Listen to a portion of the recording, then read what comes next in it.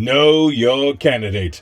Presented by Portland is Possible, broadcasted by XRAY FM. In this segment, we offer a brief background on the visionary candidates that are proudly standing and running for the acclaimed Portland Area City Council. For now, we have a candidate of District 4 that incorporates downtown, Slabtown, Chinatown, Linton, Hillsdale, Eastmoreland, Goose Hollow, and the Pearl District. My name is Andra Vltavín. I'm running for Portland City Council in District 4.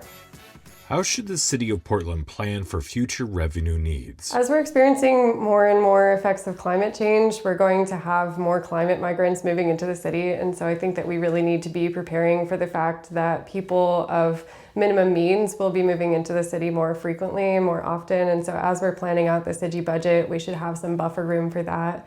We've experienced a decrease in population for the first time this year, I believe.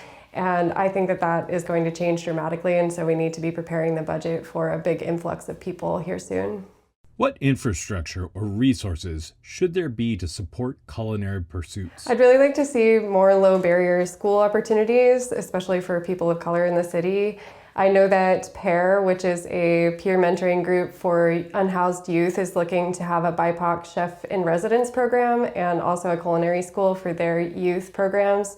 And so I'm really looking forward to those updates to our city. In 30 years, how do you see the average Portlander getting where they need to be in town?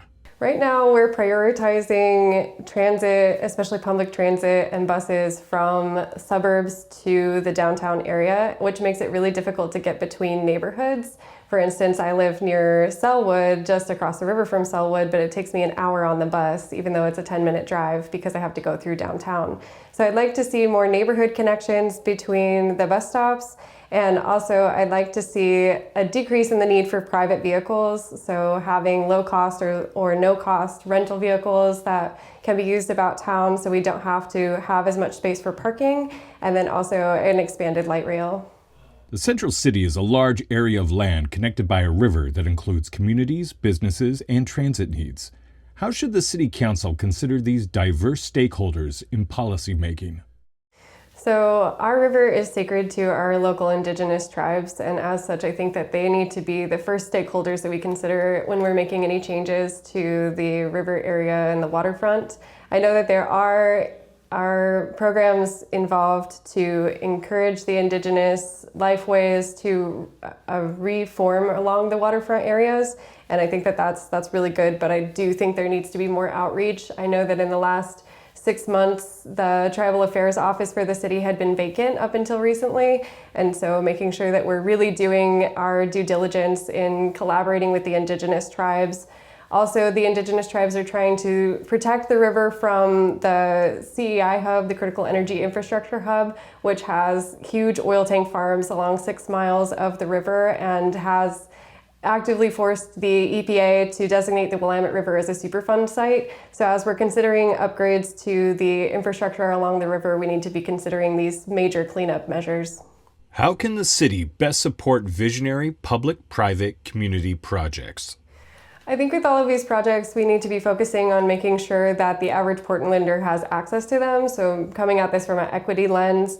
And also, I think helping the city develop more densely by doing zoning reforms to make these projects even more valuable to the average person and to decrease resource use per capita. Lightning round. If you could wave a magic wand to make one thing happen in Portland, what would you do? I would have denser housing so that we can reduce our use of fossil fuels. What's the last show or performance you saw? I attended the drag show protest down at City Hall to protest the camping ban that was recently being enforced. Whom from Portland's past or present should our leaders take notes from? Nancy Heiser is a Linton organizer, and she's Nancy Heiser with Tank the Tanks. If you couldn't live in Portland, where would you want to live? I recently visited British Columbia, which is beautiful and has a lot of the same landscapes as Portland, and also is a great place in terms of climate resilience. If you had $5 million, what is one thing you would buy for Portland? I would really like to facilitate more commercial conversion projects so we can have community living centers where we can have affordable housing and also social services so people can live where they work and vice versa. So now you know your candidate, or a bit about them. We like to thank the visionary candidates, also like to especially thank all the volunteers and organizations that put this together. We couldn't do this without you.